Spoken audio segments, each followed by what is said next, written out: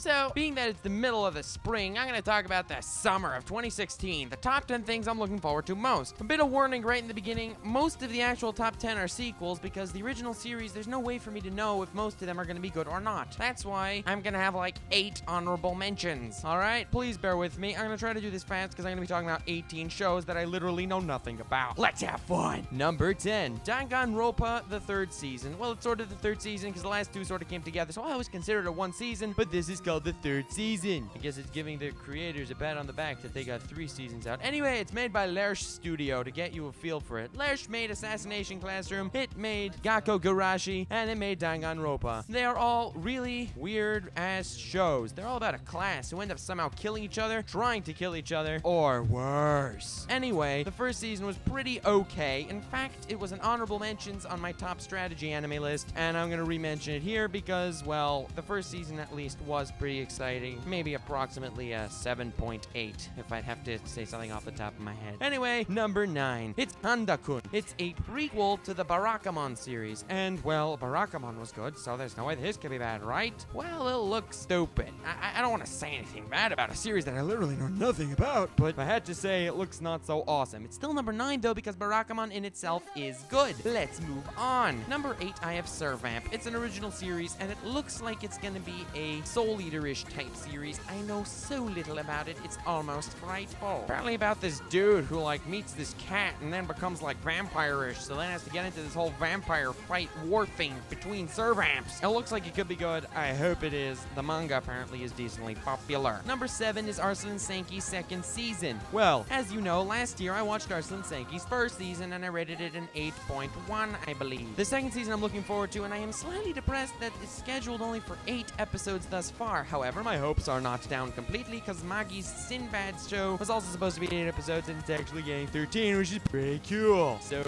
let's hope Arslan Senki's 2nd season picks up from where the 1st left off and actually picks up well, because there was a bit of a slow spot in the middle of the 1st season where it was pretty crap, even though I honestly, truly, genuinely loved the beginning. Number 6 is Nejimura Seirei Senki, and honestly, the reason why it's actually on this list is quite simple, in fact. And I know you may think I'm weird, but it's because it's made by Madhouse and it's an action-adventure fantasy coming from a light novel. Madhouse genuinely puts up top-tier stuff. The animation is guaranteed to be good. The voice actors, top-notch. They do good stuff. There is an unfortunate thing. They rarely put sequels on their good stuff, and also, I know nothing about this series aside from the fact that it's gonna be empires and republics at war with each other and a main character who's somehow gonna become an awesome commander even though he's a perverted weirdy. Sounds awesome. Number 5 is Tales of Zestiria the X. So it comes from a game, and the cover of the game looks really cool with magic swordmen and stuff. Okay, that enough wouldn't put it on my list. It would put it on the honorable mentions. What's it doing here? Well, it's because it's Ufotable's last chance in my book. What do you mean last chance, Nux? Well, I'll tell you, foolish subscriber. Ufotable put out Fate Zero. Literally, one of the greatest stuff ever. I even gave it a 10 and named it one of my 3 kings. Fate Stay Night. Animation, top-notch. Probably the best animation of any anime series I've ever seen in my entire life. However, unfortunately, the storyline and writing could have maybe been possibly better. Then they put out God Eater, which flubbed my books with great animation, yet slightly weird, and a storyline that honestly left much to be desired. Tales of Zestiria the X is their last chance in my book to be considered a top-notch, if not the top-notch anime studio. Oh, and I guarantee you there will be epic fight scenes. That's just a guarantee. Let's move on. Number 4 is the 7 Deadly Sins 2nd season. So it would be maybe higher. In fact, it definitely would be higher, except it's only slotted for 4 measly freaking episodes when I was waiting for a year for the 2nd season. This is clickbaiting in the anime world. Those freaking bastards. So my guess is it's gonna be filler because I can't imagine they're gonna put a whole 2nd season to 4 episodes. The good news is it's based on some sort of manga, so they're not pulling it totally out of their asses. But I'm not all that excited when I heard the news. Number 3 is D. Greyman Hollow. D. Greyman's 1st season was a pretty good show. In fact, it was like an 8.2 or something in my books. And it had 103 episodes, which is honestly pretty cool if you think about it. Same studio that put out the 1st season is all putting out the 2nd season. I'm really looking forward to see everything continue. I'm honestly looking forward to seeing the characters of the old series finally return. The last series aired in 2006. It was over by 2008. It's been a long time since I've seen these guys, and I really look forward to seeing them again, seeing how they've done for the last couple of years. Anyway, Don't have time. Gotta move on. Number 2, it's Food Wars, or Shokugeki no Soma ni no Sara, the second season. Hopefully gonna be as good, if not better, than the first. They stopped in the middle of a tournament that I was actually considering making last summer of 2015. I was considering making a list top 10 tournaments in anime. Because every shonen has a tournament, and if it doesn't have a tournament, it's probably a good shonen. So every shonen has a tournament, and Shokugeki ended in middle of the first round of a awesome tournament that I love. It's about guys cooking, yet it is still one of my favorite shonens of all time,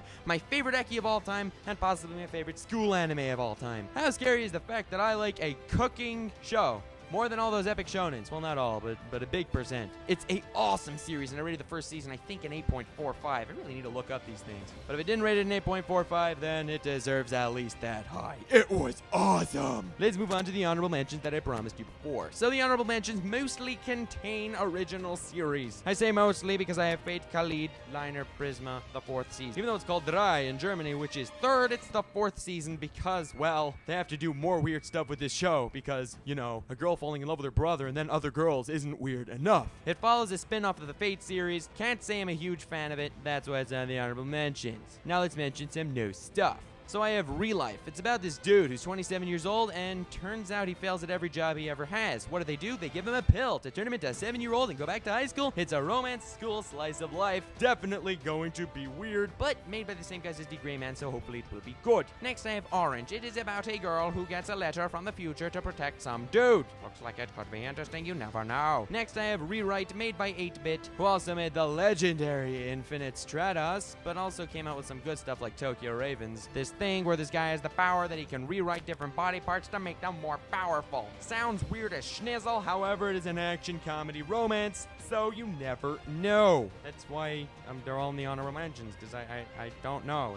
It's about a visual novel, and I've never played it or read it or whatever the correct verb is for those bastards. Next is Mob Psycho 100. So apparently it's a web manga that actually got popular-ish. I don't really know why. Yes, it's an action comedy, shonen slice of life, supernatural, but it's about a dude named Mob. He's an 8th grader and he's psychic, and then he falls in love. That's literally everything it tells you about the freaking show. How am I supposed to know it's gonna be good from something like that? I don't, which is why it's on the honorable mentions. I'm sorry I'm saying it by all of them, but it's true. You can't know. Whoever gives you a top 10 list for the summer without reading the mangas in advance but just seeing the cover pictures are freaking bastards. Trust me. I know. Next one looks decent. Taboo Tattoo. When I said it looks decent, I meant looks stupid. It's an action comedy martial arts show. At least it comes from a manga. It's not like one of those original things. It's made by JC Staff, which is who made Shokugeki no Soma. So I am looking forward a little to it because hopefully JC Staff will do great next season in all. Sort of like Bones is doing now. Taboo Tattoo is about this dude who's martial artist and gets a tattoo which gives him superpowers. Could be good, could be crap. Onward.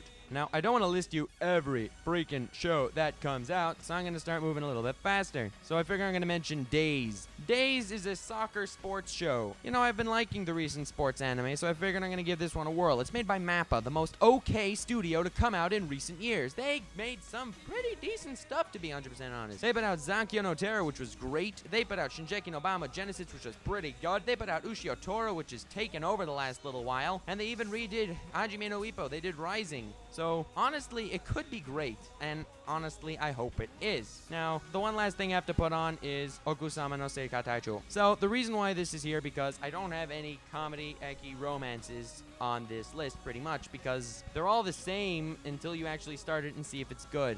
So this one seems to be the best of the common eki romances, so I'll let this be the poster face for all of them this coming season. Starts with this dude running to be council president, but unfortunately, tits win, and a girl gets the spot. So apparently, there's this deal going on between parents of boy and parents of girl when they were 3 and drunk that they would end up marrying their kids to each other. So apparently these deals can't be broken because, you know, that would be way too simple. Never know. Could be funny. Some other stuff I wanted to mention this season that isn't going to really be on my honorable mentions is just Cheer Danchi. You remember those sports anime I've told you about? This is about a team of cheerleaders, and they're dudes. How could this appeal to anyone? It's also made by Brainspace, who put out Endroid last season, which was honestly one of the worst shows that was ever thought up of. So congratulations, you thought up of a really bad show. Now let's remember number 1. I can't dwell on number 1 because most of you probably haven't seen the first season. I hope you have. It's Berserk. It began in 1997 when animation consisted of a guy with a pencil, and not a very straight pencil at that. I mean, by the opening of last season, you could tell that there were these 4 arthritic guys animating it. That aside, it is one of the greatest series and one of my favorite series of all time.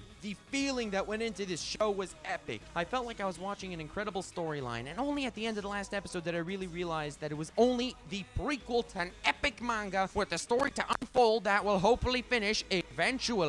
Berserk's continuing, guys, and I hope it's gonna go for a while, because it has a lot of stuff it can actually do, and it can get really awesome. Quick side point, I am not a fan of the IGN animation. Let's hope this one is slightly better. Have yourself a great evening. I just had to let you know what I thought of the summer, and I hope you have similar-ish opinions, and if you don't have similar-ish opinions, I hope you end up with similar-ish opinions as me, and I'll let you know, and I'll give you my first impressions at the beginning. I am enjoying a few series this spring, and I am especially going to be enjoying ReZero next season as it's getting 25 episodes. Thank God! Alright, enough of that weird chanting stuff that I've been doing for the last 10 minutes. Have yourself a great evening.